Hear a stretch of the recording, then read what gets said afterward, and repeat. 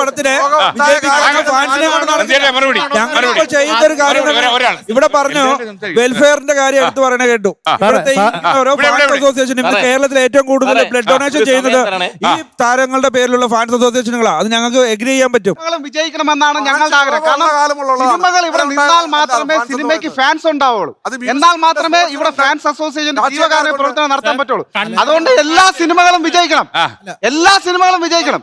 എല്ലാ സിനിമകളും വിജയിക്കണം എന്ന് ആഗ്രഹം ഉണ്ടെങ്കിൽ എന്തിനാ നിങ്ങൾ ഈ മമ്മൂട്ടി മോഹൻലാൽ നിങ്ങൾ സിനിമ ഫാൻസ് അസോസിയേഷൻ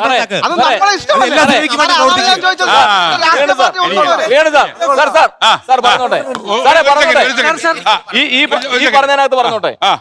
എല്ലാവർക്കും കൂടെ ഒരു ഫാൻസ് പോലെ സിനിമ ഫാൻസ് അസോസിയേഷൻ അതേ പേര്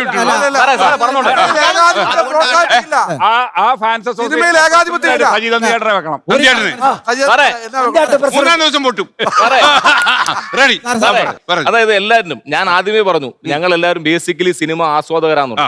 ഒരിക്കലും ഞാൻ മമ്മൂട്ടി ഫാൻസിനെ റെപ്രസെന്റ് ചെയ്യുന്നുണ്ട്. ഞാൻ അദ്ദേഹത്തിന്റെ സിനിമ മാത്രമല്ല ബാക്കി എല്ലാവരും സിനിമകളും കാണുന്നുണ്ട്. പരമാവധി സിനിമകൾ കാണാൻ ശ്രമിക്കാറുണ്ട്.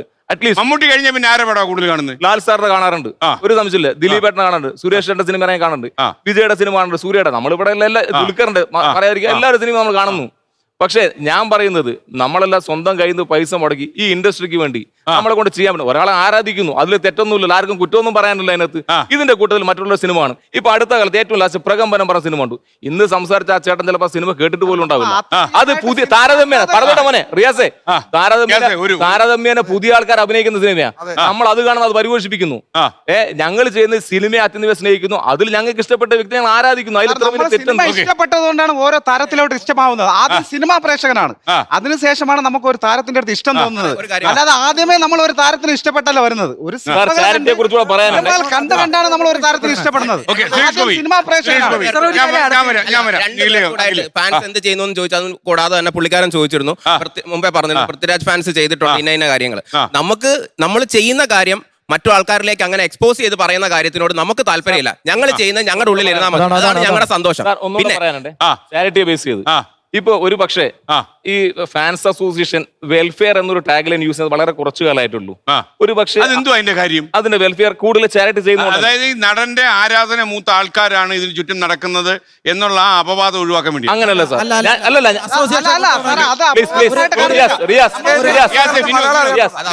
89 മമ്മൂട്ടി ഫാൻസ് എന്ന് പറഞ്ഞ സംഘടന രൂപീകരിക്കുന്നു. അദ്ദേഹം പറഞ്ഞു 4 ആൾക്ക് ഉപകാരപ്രദമായ കാര്യം ചെയ്യുകയാണെങ്കിൽ മാത്രം ഇങ്ങനെ ഒരു സംഘടന മതിയെന്ന്.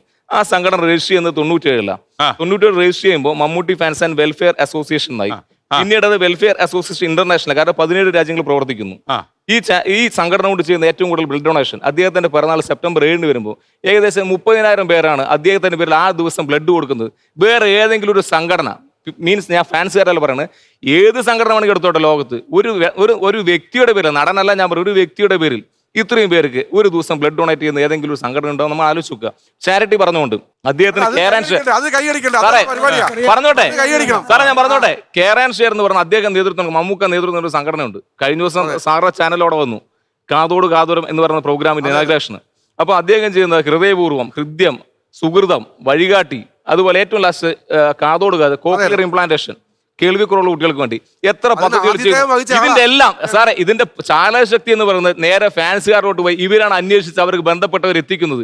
അതിനുവേണ്ടി കൃത്യമായി വർക്ക് ചെയ്യുന്നു. ഒരു പക്ഷേ ഞങ്ങൾ മമ്മൂട്ടി ഫാൻസ് കൊണ്ട് ഒരു സ്ഥലത്ത് എത്തിപ്പെടാൻ പറ്റും, ഞങ്ങൾ അടുത്ത ഞങ്ങളുടെ സുഹൃത്തുക്കളുമായി ബന്ധപ്പെടും. ഇവരും ഞങ്ങളുടെ കൂടെയുണ്ട് ഇതിനകത്ത്. ലോകത്തെവിടെയായാലും ഏത് സമയത്തും 24 വാർത്തകളും ഓഗ്മെന്റഡ് റിയാലിറ്റി പാക്കേജുകളും എക്സ്പ്ലെയിനറുകളും വിശദമായി കാണാൻ ഞങ്ങളുടെ യൂട്യൂബ് ചാനൽ നിങ്ങൾക്ക് സബ്സ്ക്രൈബ് ചെയ്യാം.